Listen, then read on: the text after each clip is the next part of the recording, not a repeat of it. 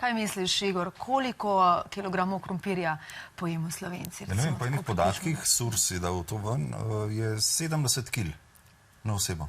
Na osebo? Na leto. A ga ti toliko poješ? Ja. Ne. Ampak bomo verjeli podatkom, zato bomo danes z izjemnim poznavalcem krompirja spoznavali naše slovenske sorte krompirja. No, določene sorte so žal pozabljene ali pa niso preživele. In izvedeli bomo, kakšna je zgodovina krompirja v Sloveniji, katere sorte so priljubljene med poljedelci in kateri krompir bi priporočali, recimo za med Slovenci priljubljen pražen krompir ali za piri krompir. Ja. In kajti zelo hitro se bliža čas, ko bodo ti krasni gomolji morali tu zemljo. In v naši družbi je dr. Peter Dolničar. Dobro jutro. Dobro jutro. Sicer predstojnik oddelka za poljedelstvo, vrtnarstvo, genetiko in žlahtnjenje na Kmetijskem inštitutu Slovenije. Tako je. Pa dajmo najprej za začetek povedati, kako je bil videti krompir v 16. stoletju, ko so prve ladje priplule v Evropo. Imate podatke oziroma obstajajo kakšne dokazi? Ja, obstajajo viri, ki govorijo o tem, kako je krompir prišel v Evropo. Prišel je pravzaprav najprej na cesarske ali pa kraljevske dvore, v botanične vrtove in pravzaprav to ni bil krompir, kot ga poznamo danes. Bolj okras je bil, ne? Bil okras, okrasna rastlina, bolj zaradi cvetenja in tega so ga vzeli. Čeprav seveda, ko so Španci v Južni Ameriki prišli do področja, kjer je krompir rasel, seveda ljudje so tam krompir takrat že jedli, v Evropi pa ne. V Evropi je bil tako okrasna rastlina. Pozneje, šele 100-200 let pozneje, se je pa nekje začel širiti. Ampak kaj izgleda, tako kot izgleda krompir danes, ali bil recimo, si predstavljal, da je bolj izgledal kot nek topinambur? Pa niti ne. Izgleda je bolj podobno kot danes, čeprav je bil to popolnoma drug tip krompirja, glede na to, da krompir raste nekje okoli ekvatorja v teh južnoameriških državah. Največ tam je to rastlina kratkega dneva. Ko je prišel v Evropo, Evropa je bolj v zmernih podnebnih razmerah, gre za dolg, imamo bistveno daljši dan. In zaradi tega tisti krompir, vprašanje je, koliko je sploh gomoljev naredil, zelo malo. Pridelka niti ni bilo. Šele potem, tekom desetletij, stoletij, ko se je krompir v Evropi res udomačil, se je tudi prilagodil na ta daljši dan. Ampak naši predniki niso bili najbolj navdušeni nad krompirjem, vsaj sprva, ne? Ja, v bistvu je tako, da v Slovenijo je prišel tam nekje konc 17. 18. stoletja, pravzaprav 1780, 90, nekaj takega, in ljudje ga niso, pravzaprav takrat so bile bolj žita in podobne zadeve, tako da šele pozneje, mislim, da jih je kar malo jih je lakota, pravzaprav prsila, čeprav najprej so ga predvsem imeli za živinsko krmo, manj kot za jesti, potem pa so ugotovili seveda, da je primeren tudi za jesti. Zdaj, kateri del Slovenije pa je recimo zgodovinsko gledano nekako najbolj primeren za gojenje pridelavo krompirja? Ja, pravzaprav cela Slovenija, razen seveda gorskega sveta, je več ali manj primerna za gojenje krompirja, seveda Primorska bolj za zgodnji, ali pa ta tudi panonski del malo zgodnejši pridelave.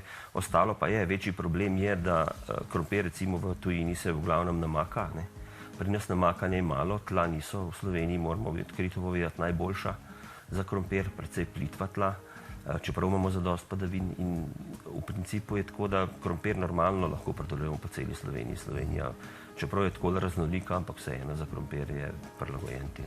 Koliko različnih sort pa se sicer sadi v Sloveniji?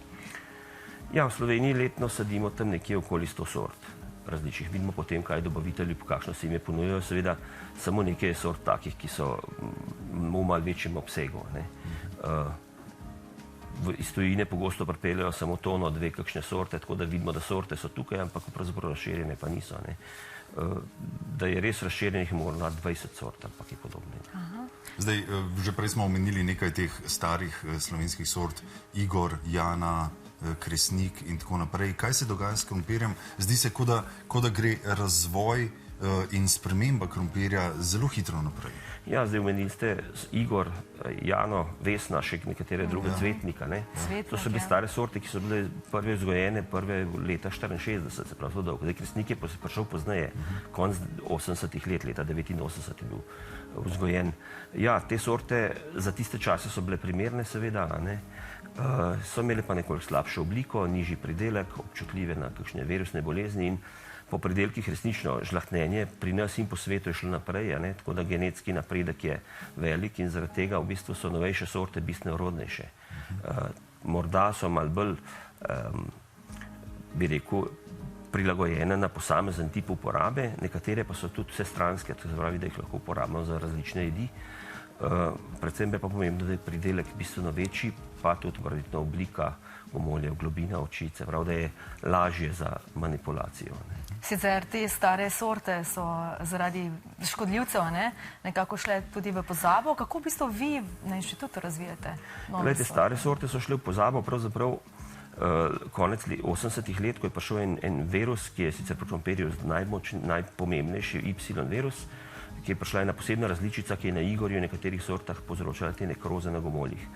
In zaradi tega pravzaprav so bili kmetje prisiljeni prenehati s pridelavo, ker je krompir bil neuporaben, pravzaprav tudi ker so bile take nekroze globoko v meso gomoljev in so gomolji propadali.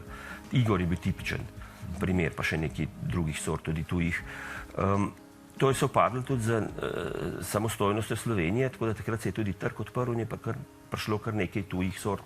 Hkrati prej je bil jugoslovanski trg zelo zaprt in ljudje so zelo hitro pravzaprav prisiljeni bili spremeniti sortiment.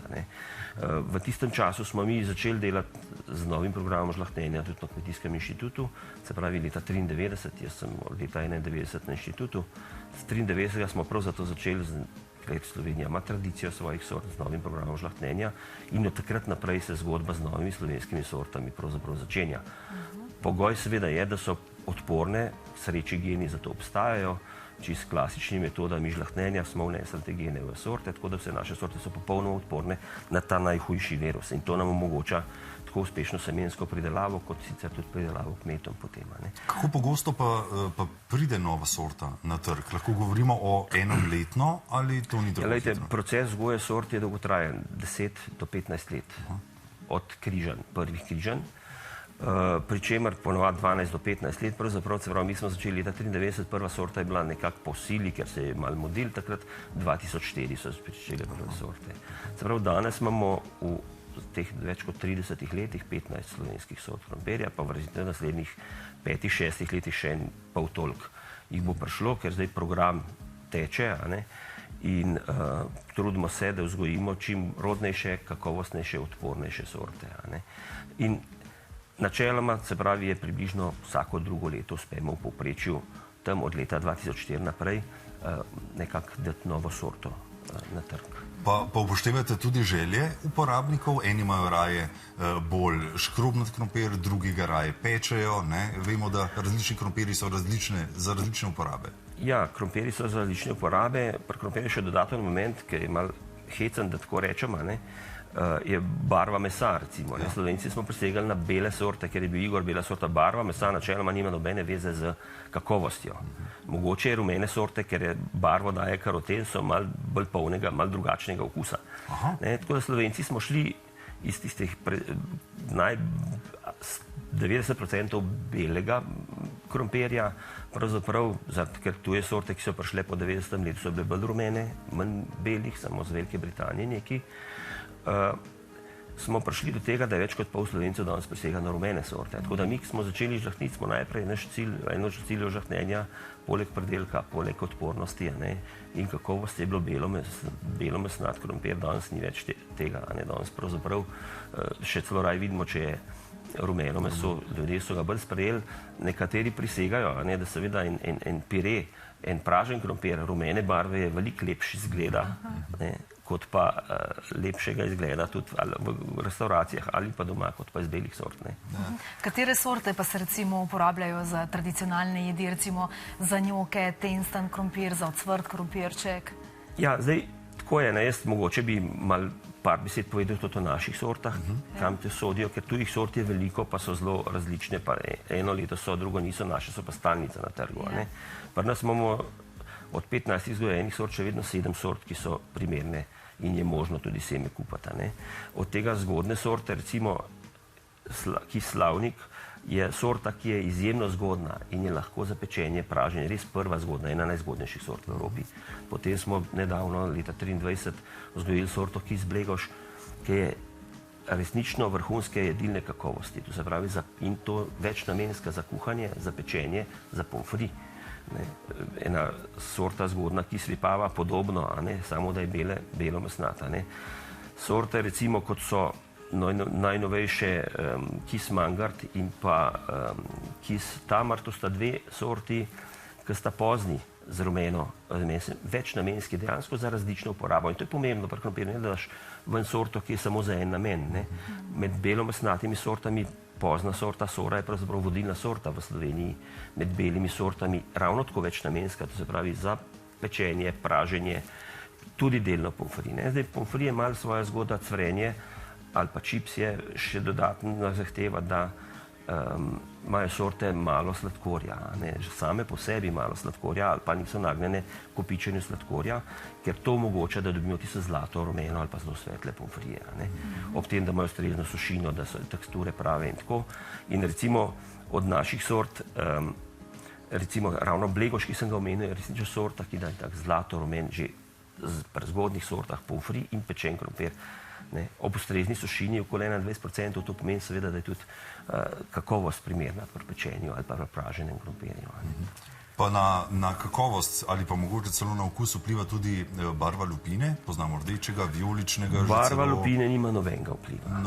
Barva lupine nima nobene veze. Pri nas sorta vipava, recimo kis vipava, ima vijolično, celo lupino modro skoraj, modro vijolično in je termolabilna, se pravi ob kuhanju se celo razbarvane.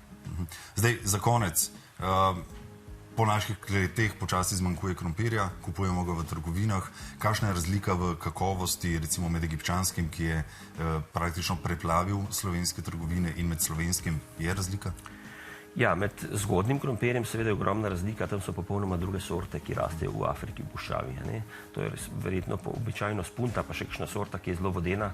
Ta krompir sicer do konca dozori, ampak kljub temu je zelo malo sušine, zelo vodena in slabe kakovosti. Tako da se ta krompir dejansko ne more primerjati z domačim zgodnim krompirjem in res kakovostnih sort. Tukaj je to popolnoma druga zgodba, čeprav včasih nam ravno ta uvožen krompir zbija ceno pridelovalcem kmalu spomladi. Ampak smo že pri ekonomiji.